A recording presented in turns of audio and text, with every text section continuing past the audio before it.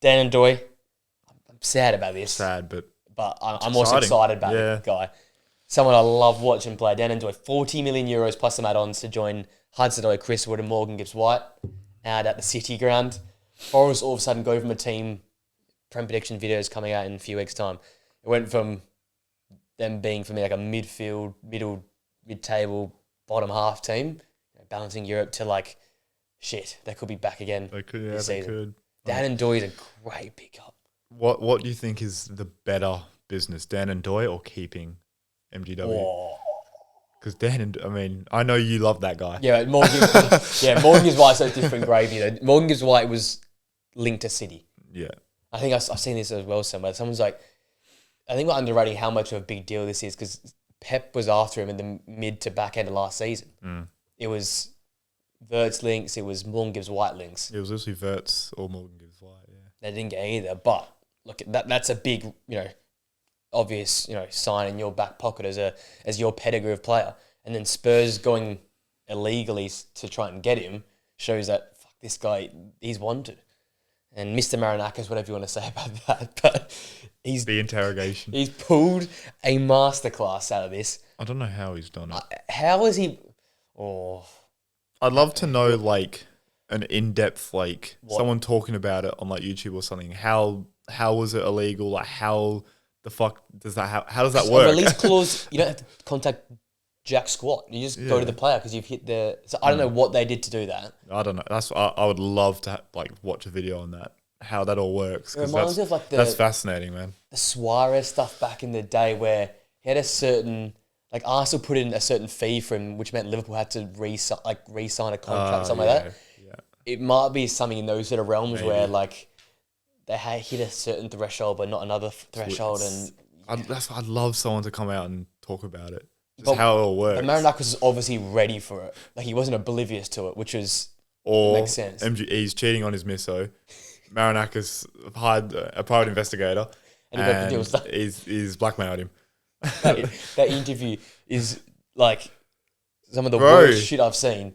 I was like, I wanted to give the guy a hug. Yeah, I was like, I felt like, bro, chill. Between the signing your contract, just like between the interviewer and Morgan Gibbs-White, the amount of times I said Mr. Marinakis has got to be top. Have top a ever. shot after every time he said Mr. Marinakis. Flat. We'd be fucked. I'm on the floor. But they've gone from having a very, very average subpar Fulham window to like, really good. Would you have them in your? Are you doing like your own sort of prem? It depends how we go on the podcast. Where would you have them? Do you reckon? I'm thinking in the top 8. Top 8, yeah. I think Dan and Doy is an upgrade on Alanga in terms of the footballer. Yeah. His numbers don't look the same as Alanga, but I think he's more polished to the footballer and will work better with the players he's got around him. You're going to upgrade there. Elliot Anderson's second season at the club. Milorilo and Milenkovic have stayed. Yep. I think people don't talk about how much that is a big deal as well. How's no one gone after one of them two? Yeah. Mental. Both going into their primes. You got Sells and goal off the back of a fantastic season. Ola Aina is still at the football club and playing some great football. Like, they're going again. It's the ultimate, let's go again. They've literally kept everyone. The squad is there. Yeah. It's unheard of. No. Unbelievable. Like, you look at teams even across Europe that have done it over the past couple of years. Stuttgart, their core got obliterated. Yep. Bologna, core got obliterated. Girona, destroyed. Absolutely destruction. Just what are they now? Yeah. Jacobs got them in relegation. That's how bad they fall. That's a decent prediction. That. Yeah, I like it. It's bold. That's a bold one. I like that. Fucking yeah, mate. This is they've kept team. Them. Yeah. It's like how? Everyone said it across all different platforms, whether it be the pundits, whether it be other podcasts. People thought they were gone. Like, for sure. There's no way you can balance Europe. Be a Nottingham Forest side, and I know historically they're massive, but in the current age, Villas, Newcastle's, United, Tottenham, Chelsea, you'd think some clubs would go after these players, but they've held on to basically everyone, and that's just like the props to whoever they've done there. Fair play, man. Because now for me, they probably are ahead of United and Spurs because they've got the same squad from last season. They can threaten if they continue that home form. They were second. So they're in the Europa League, aren't they? Because of Palace. Okay, I don't like Marinakis for that. That shits me because Palace deserve to be. So they're in the Europa League. Currently Europa League, if not It'll be conference. That's just mental. Actually, that's even the bigger win of the off season. They've somehow scammed Europa League. They've won the window. They are the best team. They've won it because everything. bro.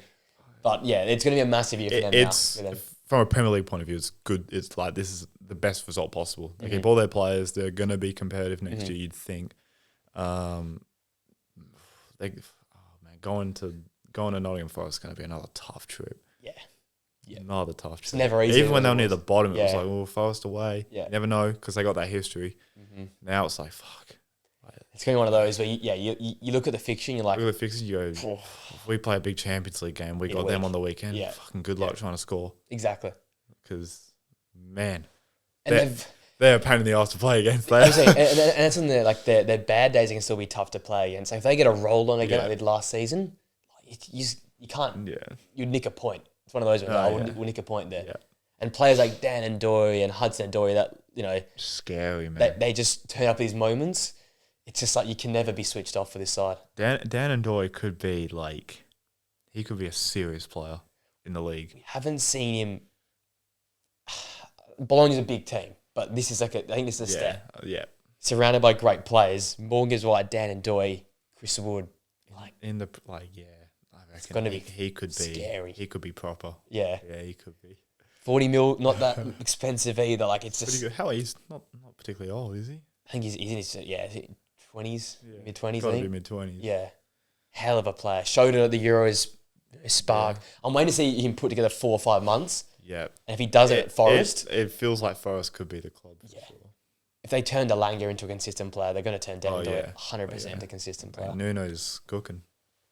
He needs to cook, otherwise Mr. Marinakis will come for him as well. If they don't start well, he could actually be sacked, which is mental. It's crazy. It depends how they do with Europe, but I'm quite bullish on them. I'm bullish as well. I don't think Europe will actually affect them that much. Their squad is just run so much quality. Midfield and defence have been really, really deep. I'm worried a little bit up top. They got Jota off the Awoniyi's still there. Actually, I forgot Awoniyi still there. No, they are fine. They got Chris Wood. That would be my own. That's like being really nitpicky. But can Chris Wood be that guy again? 20 again, yeah. Yeah, because for large parts of the year, he was the main reason why they were there. So can he? I'd back him. It's fucking Chris Wood. He's that type of guy. Yeah. So. And he flourishes just the way they play their football. He just flourishes that counter attack, that speed. Oh yeah, it's Chris Wood football. Yeah, it's Sean Dyche. Like under when he was at Burnley, but sit back and go, just go after it. Yeah, I tell you what, you got and even they can get more out of Awoniyi as well. I reckon. He was a good player 2 years ago, and then last year injury sort of cooked him. He was a good player. So and there's that Brazilian guy Danilo that was injured a lot of last season. That really bad knee injury. Really bad knee. He'll be back. Yeah. He came back at the back end last season. Looked like he didn't miss a beat. So you got him to go in there. Elliot Anderson's in there. Ryan Yates is still like a rotation. Yeah. Like they've got talent. They've got players, man. Talent. They've got a lot of good players. Yeah, you got to watch. I reckon they're the biggest watch now that they've secured. They'll be a threat for even maybe the odd cup run. Carabao Cup. Would you prioritise a cup run or Europe? I think Europe for them, just because of the money. Especially if it's Europa, it's a fair chunk of money. And it's Champions League ticket as well. Sure, yeah.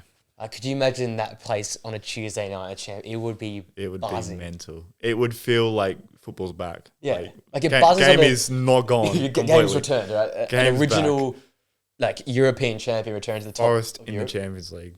Hey, that place bounces at 12:30 on a Saturday. Imagine Tuesday night. Even the away end is fucking that. It's one of the best grounds. It's a great ground. Yeah. It is. I have a little soft spot for them. Yeah, a little soft spot for Forest. We've seen some crazy games there as well. I remember that 7-0 over Brighton. That was mental. But keep an eye out for them. And